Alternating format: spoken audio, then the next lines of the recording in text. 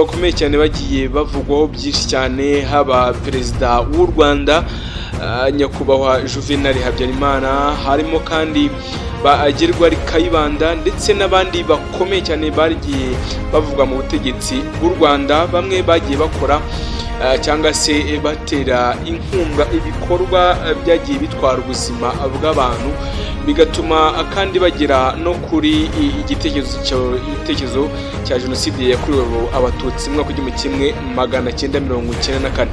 Abagabo kandi bamwe na bamwe bagiye barangwa n'ibitekerezo by'amacakubiri ndetse n'amoko, bashingiye no ku byo abakoloni bari babatoje, kumva ko umuhutu ari icyaha, kumva ko umututsi ari icyaha cyangwa se umutwe ari icyaha, bityo ugasanga umuntu arimo arahiga bukware umututsi ngo amwice amuziza uko yavutse, n'ibindi bitandukanye byagiye bigaragara mu mateka atandukanye yagiye aranga u Rwanda kuva rero mu myaka ya 1957 kuzamura, aho byagiye bigaragara ko umututsi yagiye ashakishwa aho yaba ari hose, ariko byose nta handi byaganishaga kuri jenoside yakorewe abatutsi mu Rwanda.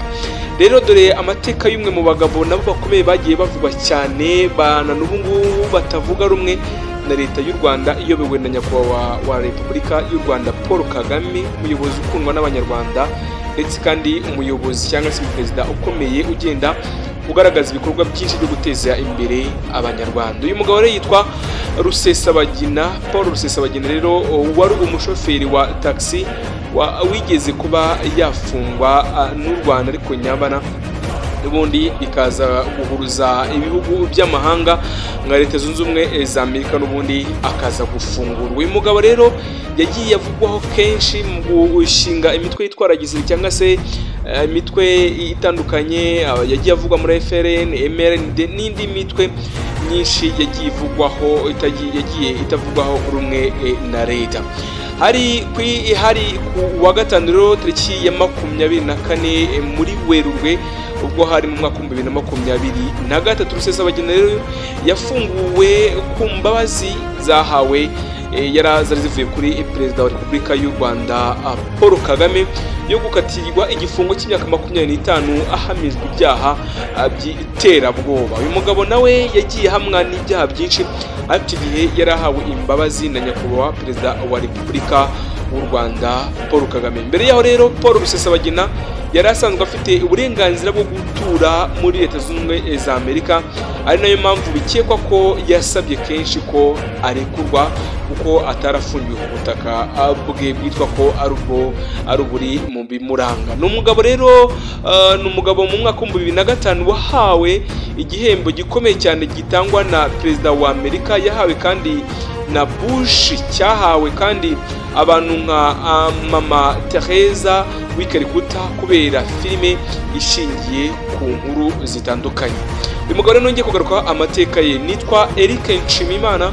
Komeza ukore subscribe, ukoresha kwigana tukugezaho byacu bya buri munsi. Nibikunda uri mu Rwanda, mu turere tugeze kuri 30 mu ntara enye zigize igihugu cy'u Rwanda ndetse n'umujyi wa Kigali, namwe kandi bari za Cibitoke, Ngozi, Bujumbura, namwe mwese muri mu bisagara bitandukanye bya Bujumbura, abari Tanzania, abari hakujya Repubulika Demokarasi ya Kongo, Uganda, za Kampala, Bunyoro, Maziba n'ahandi za Toro, abari kandi muri Nairobi hariya muri Kenya, abari Sudan, Central Africa, Mali n'ahandi. Namwe kandi muri kutwumva mu kwikirigano byacu muri za Canada, muri mu Bufaransa, mwese mbaye ikaze mu muryango mugari wa Bizza TV Rwanda. Icyo musaba no komeza kuntega amatwi ukumva akantu ku kandi umunota ku munota, kuko iyo ucitswe hari byinshi ubura. Hari kwa gatanu rero ku itariki ya 24 Werurwe umwaka wa 2023, Rusesabagina uzwi nka Paul yafunguwe ku mbabazi za perezida wa Repubulika y'u Rwanda Paul Kagame nyuma yo gukatirwa igifungo cy'imyaka 25 ahamijwe ibyaha by'iterabwoba. Mbere yaho kandi Paul Rusesabagina yari asanzwe afite uburenganzira bwo gutura muri Leta Zunze Ubumwe za Amerika, ari nayo mpamvu bikekwa ko yasabye kenshi kuba yarekurwa akajya mu gihugu cye. Ni umugabo kandi mwaka wa 2005 wahawe igihembo gikomeye gitangwa na perezida wa Amerika, yahawe kandi na Bush, cyahawe kandi abantu nka Mama Teresa w'ikarikuta kubera filime ishingiye ku nkuru y'uko yarokoye abantu muri jenoside yakorewe abatutsi mwaka wa 1994. 1994. Ni jenoside yatwaye abatutsi benshi basaga hafi miliyoni bazira uko bavutse.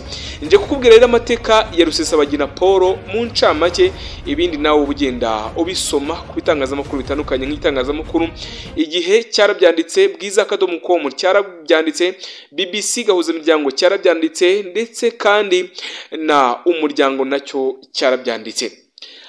Yavukiye rero i Murama mu cyaro kiri mu majyepfo y'u Rwanda, ubwo abari mu majyepfo y'u Rwanda za Nyanza, abari za hakurya za Nyaruguru, abari za Kitabi, abari kandi hariya muri Huye mwese za Butare, bahaye ikaze muryango mugari wa Bizaza TV Rwanda. Yavuye mu Rwanda mu mwaka w'1993 asaba ubuhungiro mu gihugu cy'Ububiligi.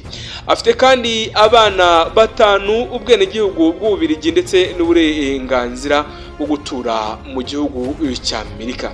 Yize kandi anakora ibijyanye na hoteli cyangwa se ibijyanye na hoteli, nyuma kandi aba imirimbanyi ya politike mu Rwanda muri repubulika zitandukanye, cyane cyane kuri Repubulika ya Habyarimana Juvenal. Nyuma kandi ya filime yitwa Hotel Rwanda yabonye ibihembo bitandukanye.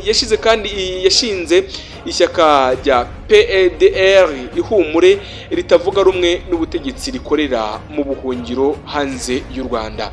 Yabaye kandi umukuru wungirije w'ihuriro rya MRCD rifite inyeshyamba za FRN. Nigeze kubabwira ko uyu mugabo akunda gukorana bya hafi n'izi nyeshyamba za FRN. N'aka kanya kandi agenda avugwa mu bitangazamakuru ko n'ubundi ashobora korana nazo bya hafi. Izi nyeshyamba kandi zagabye ibitero ku Rwanda mu mwaka wa 2018 kugeza mu mwaka wa 2019, byiciyemo kandi abantu bose hamwe bagera kuri 6. Ibyaha kandi yaregwaga icyo gihe byari bishingiye ku bitero by'izi nyeshyamba za FRN. Mu kwezi kwa kane umwaka wa 2005 Rusesabagina yari mu bantu bitezwe kuri stade Amahoro, ubwo rubanda yari igiye kwerekwa bwa mbere filime Hotel Rwanda, gusa ntabwo yigeze ahagera. Inkuru yuko yakijije abantu mu mwaka wa 1994 ntabwo yari izwi mu gihe cy'imyaka yose. Nawe kandi yari umushoferi wa taxi Busere mu gihugu mu Bubiligi hariya Ikota Masimbi.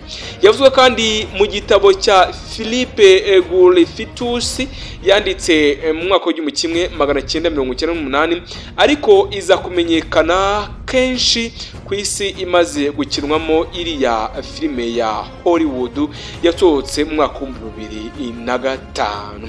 Anayigarukamo handi mu gitabo kivuga ku buzima bwa An Ordinary Man cyasohotse mu mwaka wa 2006.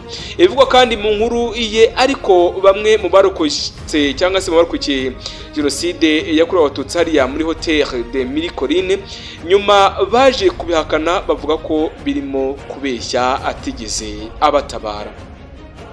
Rusesabagina rero amaze kwitwa intwari yumvikanye anenga ubutegetsi bw'u Rwanda mu mwaka wa 2007.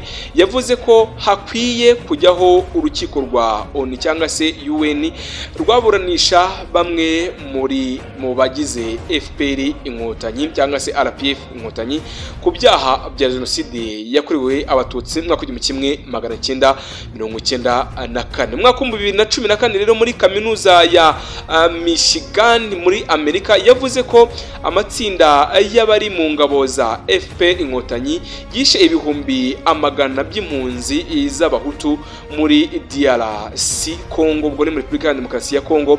Ubwicanyi kandi uruhande rwa FPR rwahakanye. Ibi ngibi nibyo yagendaga akwirakwiza ku mbuga nkoranyambaga zitandukanye ndetse mu biganiro agiye atanga, nyamara nta gihamya kigaragaza ko ibyo byose byabaye. Perezida Paul Kagame nyuma nawe yumvikanye anenga Rusesabagina avuga ko yagizwe intwari atariyo kandi atarigize akora ibikorwa by'ubutwari. Uyu mugabo kandi w'imyaka irenga 68 nyuma yo gushinga impuzamashyaka MRCD na FRN yavuze ko ubutegetsi mu Rwanda bugomba guhinduka hakoreshejwe inzira zose zishoboka. Uyu mugabo n'umukunda kugenda agarukaho mu bitangazamakuru avuga ko atishimiye ubuyobozi bw'u Rwanda, nyamara ntagaragaza ntagaragaze ibishoboka ko ubuyobozi bw'u Rwanda ntacyo bushoboye, ahubwo akaba ari umuntu ukunda kuvuga amagambo atandukanye. Umuryango we uvuga ko yashimuswe i Dubai akazanwa mu Rwanda ku ngufu mu kwezi kwa munani umwaka wa 2020. Gusa yaje mu ndege y'umuvugabutumwa imugeza i Kigali atabizi. Uruhande rw'umuryango wa Rusesabagina rwasohoye amatangazo yamagana uko urubanza rwagenze cyangwa se rwari rumeze, maze ufashijwe n'amashyirahamwe mpuzamahanga atandukanye bavuga ko yafashwe kandi afunzwe mu buryo bunyuranyijwe n'amategeko. Minisitiri w'ububanyi n'amahanga wa Amerika Antony Blinken yageze i Kigali muri Kanama mu mwaka wa 2022 asaba u Rwanda kurekura Paul Rusesabagina, aho ngo Amerika yabonaga ko afunze mu buryo butari ubwo mu Rwanda. Abantu bamwe kandi bavuze ko Blinken ashyira igitutu ku buyobozi bw'u Rwanda ngo barekure Rusesabagina, ariko u Rwanda rwo rugenda rubihakana kuko ibyo bitigeze bibaho. Kuri Twitter, Perezida Paul Kagame yasubije uwari yabyanditseho ati nta mpungenge, hari ibintu bidakora gutyo hano mu gihugu cy'u Rwanda. Paul Rusesabagina rero yigeze kuba yagezwa ku butegetsi bw'u Rwanda, agezwe imbere y'urukiko aho yakatiwe imyaka 25, ariko aza guhabwa imbabazi na nyakubahwa Perezida wa Repubulika y'u Rwanda Paul Kagame. Mu mwaka akunda gutangamo imbabazi ku bafunzwe bemera icyaha kandi basabye n'imbabazi. Gusa uyu mugabo muri iyi minsi ari kugenda n'ubundi agaragara mu bikorwa bitandukanye, aho agenda yagaragara ko ari gufatanya n'ingabo za Repubulika ya Demokarasi ya Kongo ndetse n'izi ngabo z'inyeshyamba nka FLN kuba zishaka gutera u Rwanda. Ni byinshi rero wamenya kuri uyu mugabo wagiye ugaragaza mu itangazamakuru ndetse n'ibiganiro bitandukanye ku mbuga nkoranyambaga, avuga ko ibyo byose abikora kugira ngo aze akureho ubutegetsi bw'u Rwanda. Nyamaza abaturage bo bati nta wundi dufite atari nyakubahwa wacu wa Repubulika y'u Rwanda Paul Kagame. Nitwa Eric Nshimiyimana, nayindi neguza naho utaha.